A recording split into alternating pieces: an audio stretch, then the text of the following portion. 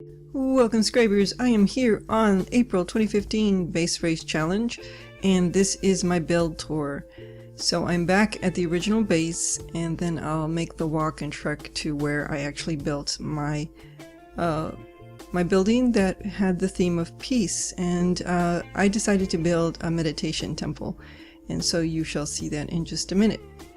So I'm going to... Ooh, a little bit of lag there. I'm going to see if it's day or night. It's still day. Okay, so here we are at the original place. Up in that, where you see that torch up there, was the cache with all the extra supplies that we needed to make our build. And so I decided to build over in this direction. There was a nice forest area to build, and it had a really pretty environment, and I decided that would be my spot. So let's make our way over there. Hopefully it will render in the distance. It does. The building does stick above the tree line, so I'm hoping that it will appear in my video. I may also take a nighttime approach to it from a different angle, just so you can see what it looks like at night, all lit up. I think it looks really nice. I really enjoyed this build. I really got into it and did some studying on the type of building that I wanted to build.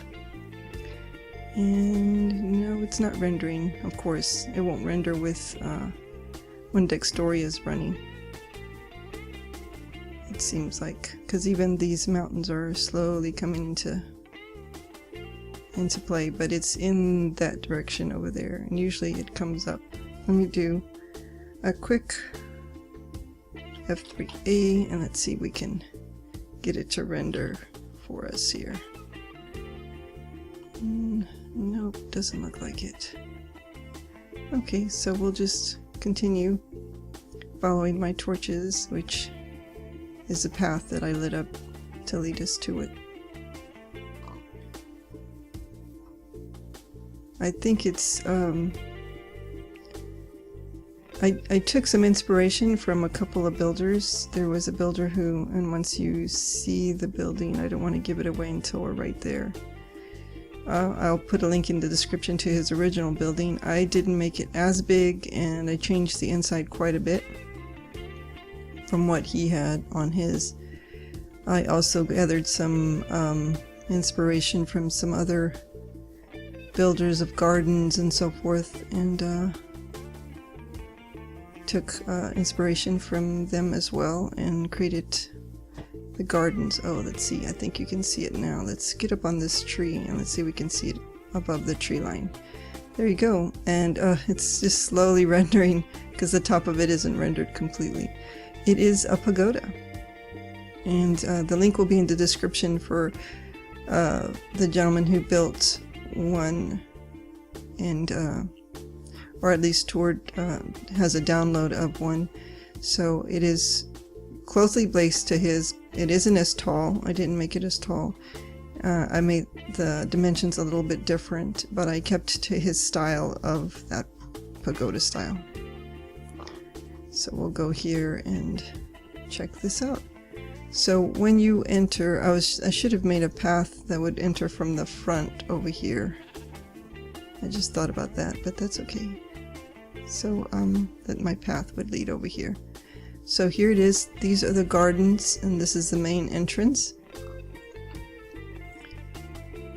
And as you can see, I used the vines and the grass to create these individual gardens with all the different flowers that we have here, along with the sugar cane.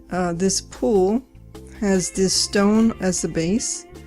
There's 24, and then the andesite, polished andesite, and diorite and polished diorite are all made this particular pool here. And then my lilies, my 10 lilies, are around the edge of the pool on the little side pools. So that's where those come into play. Of course, gravel and regular diorite are all around. There's the two melons that we had to get.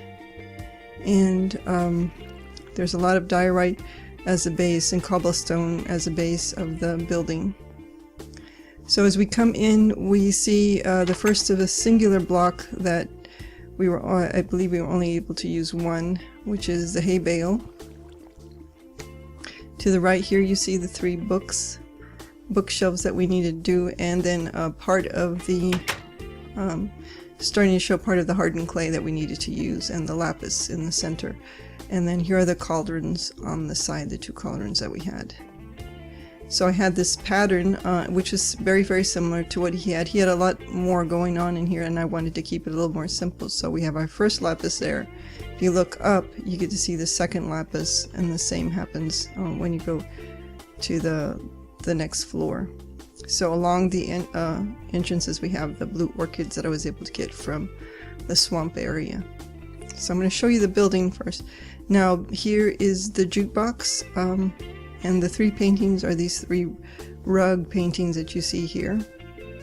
This particular thing is my storage area, kind of like the work area that I had to store all the things that I was using. So I went ahead and put it down here and took it. I had it on the main floor for a while just because it was easier for me to work with. But once I was complete with the building, then I moved it down there. So let's go to the the second floor to the building.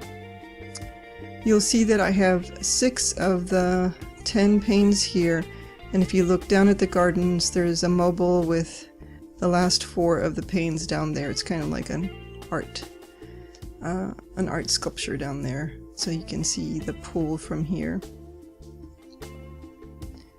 And then I think we had 3 lapis blocks, so that's 1, there's 1 below, and then I think I have 1 more somewhere, and I'm trying to think of where it is. So that's the stained glass that I had, and here is the 1 birch log, 1 of the 25. On each of the entrances to each of the walls, and that go out to the balcony, I have 3 birch logs there, so those total up to the 25 birch logs that we were able to use, and I had 1 left over which I used as a keystone. So this is the 3rd floor of and you can see the 3rd lapis block there, and then the rest of the hardened clay, they all add up to the amount of I believe 64 light blue clay that we made. And I went ahead and I think we could choose the different colors, but I liked the light blue, was kind of very meditative. So this is the 3rd floor of that, and then there's another single block that we had, which was the slime block. So all these face towards the east, over the pool, and you can see them if you're standing there and looking back, a different color on each floor. So the top floor is basically kind of like a lookout, and you go in through here. This takes you into, because of the way this is built and because of the style of roofing, in between each floor is kind of like an empty storage area, and this one is a little bit bigger because this roof line here was bigger. So here I have the final entrance to the top part, which gives you a lovely view of the surrounding areas. I thought this was a beautiful place to build because I had the mountains here, and then we had the forest, the piney forest there. You could see the swampland over there, so you can see all these biomes, and then the birch forest over there. So it was kind of centered among all these different biomes, which really made it nice. So that is the top of the roof, or the top part of it. Oops. I'll head down. And we'll show you the rest of the stuff that I had outside. I think I've covered all the different things we had to have. The first, I think, 8 items were, we could use as many as we wanted. And then starting with the 32 pistons, that's I think the next thing I need to show you that we need to have. I think that's the only thing I've showed. I've shown the birch logs, all the different andesite stone, clay, the lapis, panes, the bookshelves, yeah. I think everything else, the jukebox, all that has been shown in this building. There's only one building left that has the pistons, and I use that as flooring. So we'll go all the way down to the bottom floor again. And somewhere around here was a rabbit. He got caught in, but I don't see him anymore. He must have despawned. So this is the main entrance. And on all three sides I built different little areas. So on this side here is I built my own little creek and pond. So I have like a springing up here, coming down, because I always think there should be a bridge over water feature. So this comes into this pool, which I created. This pool wasn't here at all. I did it by hand. It goes underneath the bridge and then flows down to another little pool over here. So this is my little running water feature. Hopefully there's no creepers around to blow up what we're looking at. Back here towards the back is a greenhouse. There's a pigu. This greenhouse is where, of course, all the flowers are kept pretty for the gardens and the house. And you can see underneath is my patterned piston and everything. I think it doesn't show it off as well. It's really a cool pattern. Xisuma had shown different ways on Reddit on how to use pistons as a pattern decoration, and so I took one of his patterns and used it as the base of my greenhouse. So here is where the gardener keeps track of all the flowers that are grown for the gardens and the pots that are maintained for every floor. Oh, and my horse got loose. I swear, that horse, I found the horse, I tamed him, brought him here, and then I lost him for a long time. I had him run back and forth from base to here. And then all of a sudden he showed up, and then I tied him to the front, but obviously he got loose again. The lead broke his lead, so I'm going to have to go get him again. So then on the other side here, the last feature that I have is, oh, and we have a visitor. An unwanted visitor though. Was going to bring more of his friends. Oh, and he dropped a potato. So here is our last feature, which is the gazebo.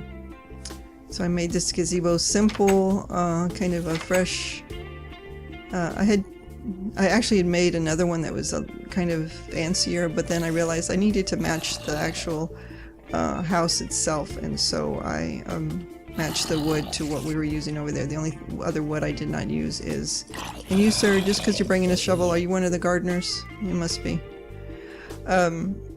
He's here to help with the gardening that we have. So I originally had a stone gazebo, but it just didn't look right, and it became overpowering, and I wanted something simpler because I wanted the pagoda to be the main feature of this build, and so these side features are just added to the whole look of a meditative area, a meditative retreat that you would come to. So I think I covered all the pieces that I need to use. I'm really thinking of having this as a download.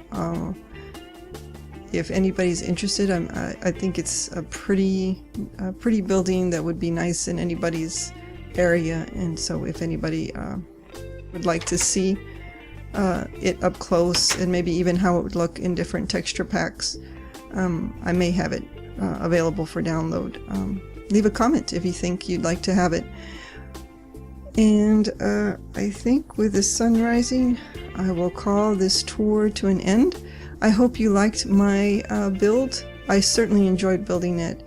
I think I might duplicate it on another server, or maybe if I get better at MC edit and schematics, maybe I will add it to something in the future. This concludes, this particular series concludes the April series that I've had, and actually concludes that I've been doing this for a year. I've really enjoyed it. I've made some great friends that I play with, and I hope to do another year and hopefully get more subscribers and continue to make videos that people will like to watch. I thank you all, those of you that have started with me and have stuck with me. I really appreciate you continuing to be a subscriber. I salute you for sticking with me. And I hope you continue to watch my videos. I will be doing the Minecraft Hardcore Challenge for May, and I'm sure I'll do the base race as well. And until then, guys, if you like this video, hit that like button, and if you'd like to see more of my videos, please hit the subscribe button, and I will see you next time.